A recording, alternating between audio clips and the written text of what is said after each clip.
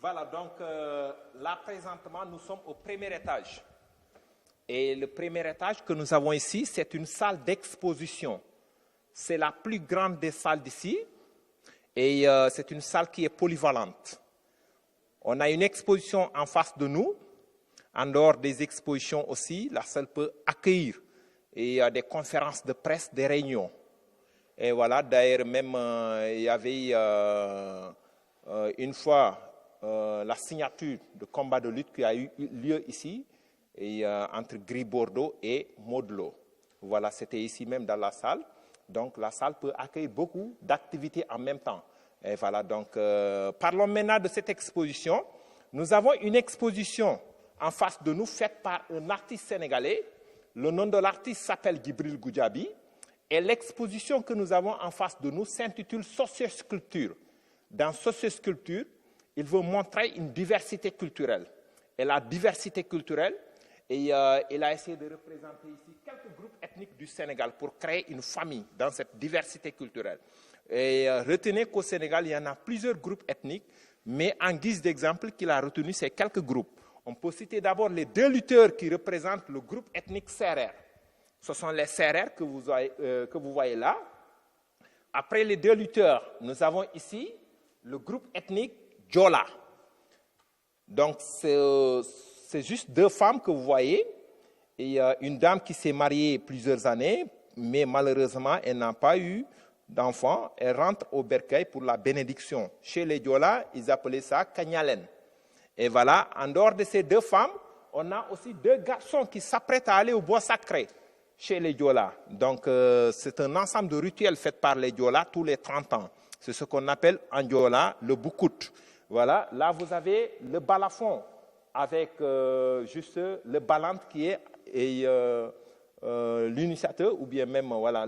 Donc, on a le groupe ethnique balante. Et là, vous avez le monsieur avec sa kora, c'est un manding. Le manding est là. Et enfin, ici, vous avez le monsieur avec son masque culturel qui est un bassari.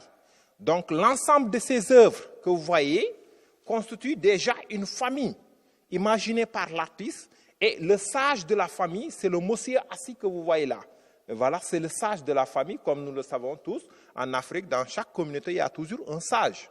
Et voilà, donc c'est ce que vous voyez, le sage qui est là. En dehors de ces groupes ethniques et le sage, et là, maintenant, l'artiste nous plonge vers la réflexion. C'est une réflexion scientifique. Et là, vous avez, il a créé un homme du futur. Pourquoi l'artiste, il crée un homme du futur? Il pense qu'aussi aujourd'hui, avec l'évolution de la science, la médecine, le clonage, tout ça, parce que la médecine nous parle de clonage, de mixage génétique, est-ce que cette évolution n'aurait pas de conséquences sur l'être humain dans le futur? Aussitôt, il s'est inspiré de ça pour créer un homme du futur. Ce sont alors les mutants. Les mutants, c'est ce que vous voyez là. Et donc, la matière, malheureusement, l'artiste n'a pas voulu dévoiler la matière. Il préfère garder son secret. Mais là, on sent qu'il a utilisé du bois. Et de l'autre côté, voilà, et c'est son secret qu'il garde. Et voilà, donc on peut faire le tour encore pour voir de l'autre côté. Après, on aura l'occasion de monter au deuxième étage. Bonjour monsieur. Bonjour. Présentez-vous, s'il vous plaît. Et donc, je m'appelle Bouba, je viens de Paris. Je suis en vacances actuellement au Sénégal depuis 10 jours. Quel est l'objet de votre visite? Donc, j'ai voulu voir le musée de la Renaissance, donc, parce que c'est un art qui est approprié au Sénégal. Et donc, j'ai voulu voir quelque chose qui ressort de chez nous, quoi, d'Afrique. Donc, je suis venu faire un tour dans le musée de la Renaissance africaine aujourd'hui. Qu'est-ce qui vous a le plus marqué ici, dans le monument de la Renaissance? Le monument, c'est la grandeur de la statue. Il faut dire qu'elle est énorme quand même. Hein. Je ne sais pas de combien de mètres il s'agit, mais c'est une très belle statue. Et j'espère que d'autres pays vont prendre cet exemple. Donc c'est un très beau monument. C'est ce que je peux dire. Merci beaucoup. Voilà.